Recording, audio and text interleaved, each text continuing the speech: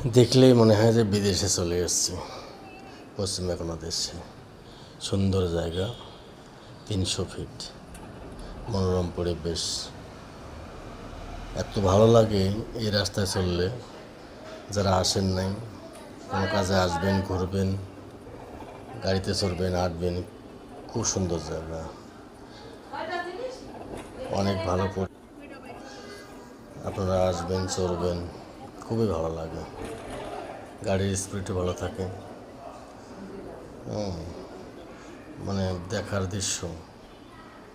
আরও সামনে কিছু কাজ হবে পাশে, তখন বিল্ডিং হবে, খুব ভালো লাগবে। আপনারা আসুন, দেখুন, চলুন।